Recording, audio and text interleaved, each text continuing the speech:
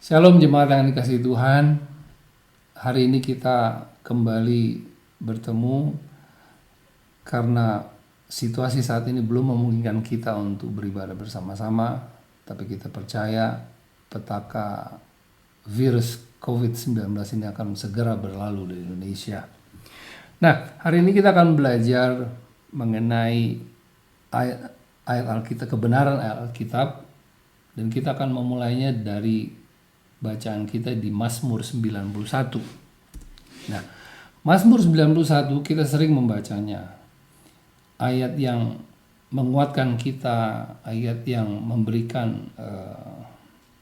membangkitkan iman kita bahwa Tuhan itu melindungi kita. Tapi tahukah saudara bahwa ayat terpenting di dalam Mazmur 91 yang berjumlah 16 ayat itu ternyata ada di pasal 1 di ayat 1 dan 2.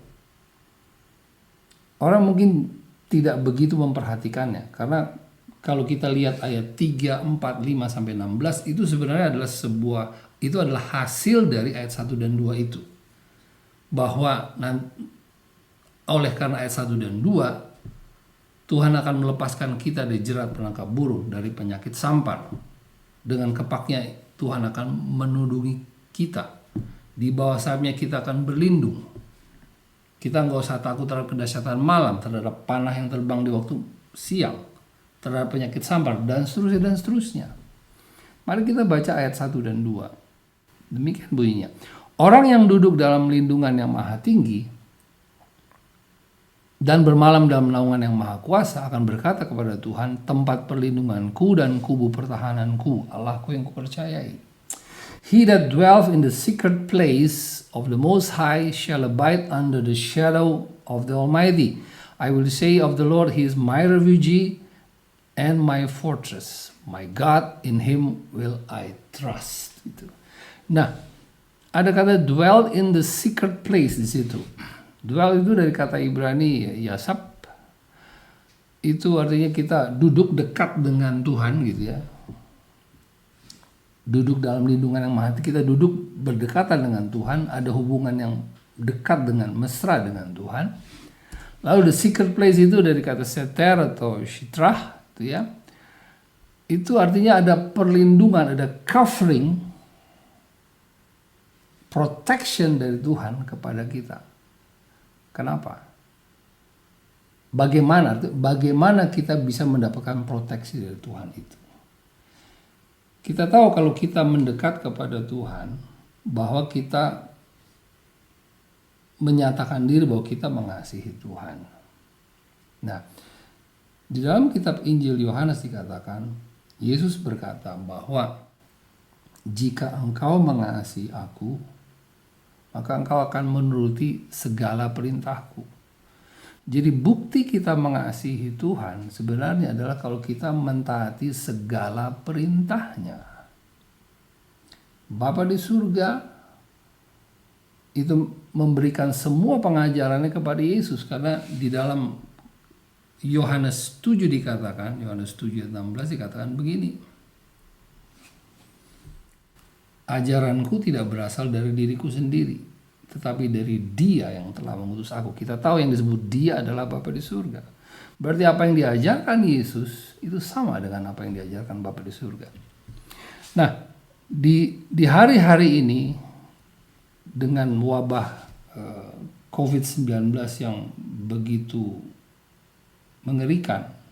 Saya katakan mengerikan kenapa? Karena banyak hamba-hamba Tuhan yang meninggal karena wabah ini, dan beberapa di antaranya saya cukup kenal.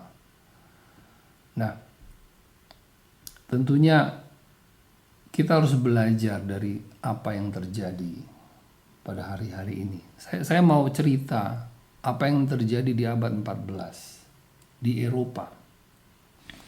Nah, di Eropa itu pada abad 14 terjadi wabah yang disebut Black Plague atau Black Death. Wabah itu mengakibatkan kematian sekitar 25 juta orang Eropa di abad 14 itu.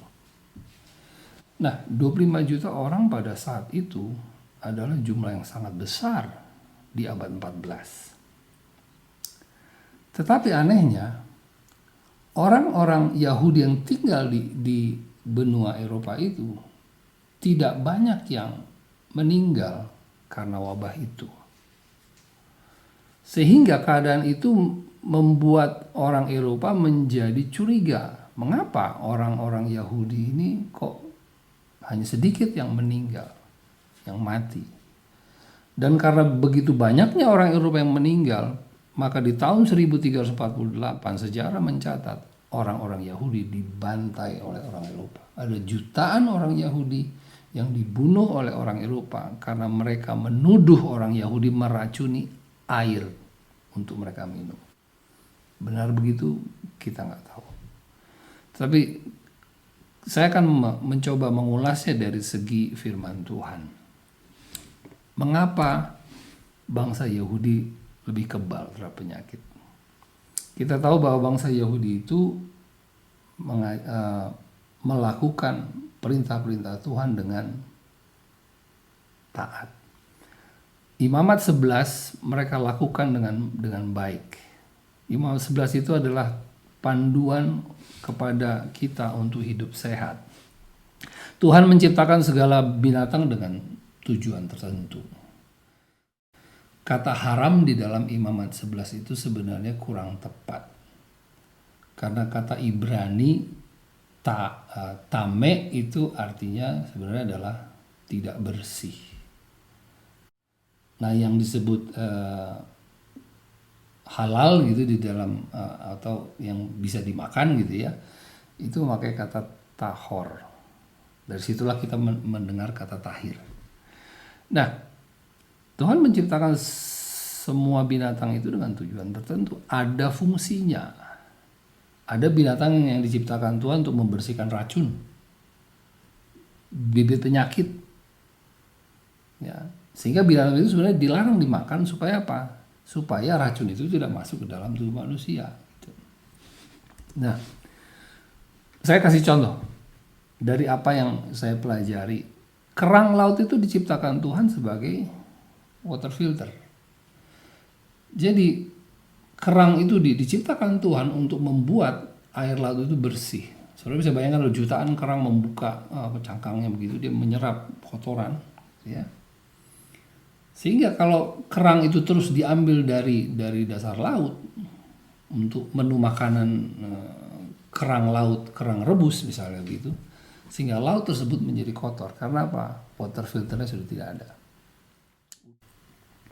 Nah, ikan tidak bersisik yang di dalam Imamat 11 itu kita dikatakan tidak baik untuk dimakan, dilarang untuk dimakan, itu ternyata menurut penyelidikan ilmiah di Amerika mengandung tingkat racun yang lebih tinggi dibanding ikan yang ada sisiknya. Karena sisik ikan itu sebenarnya menahan kotoran itu masuk menempel ke dalam daging ikan. Nah, binatang di darat yang memakan sampah, bangkai itu mengandung tingkat racun yang tinggi juga. Nah, saya akan kasih lihat. Ada bulletin dari Amerika, ini dari the John Hopkins Institute, ya, dan juga the American Association of the History of Medicine. Ini tahun 1953, gitu ya. Nah, di halaman 444 itu dikatakan experimental pharmacological appreciation of Leviticus 11 dan Deuteronomy 14. Jadi mereka melakukan eksperimental yang membandingkannya dengan apa yang Alkitab tulis di Imamat 11 dan Ulangan 14. Nah, saya akan kasih lihat beberapa hasil dari penyelidikan tersebut. Dikatakan kadar toksin binatang di darat, kalau semakin rendah persentase index of growth, mereka bikin tabelnya, itu daging binatang tersebut makin beracun, gitu ya.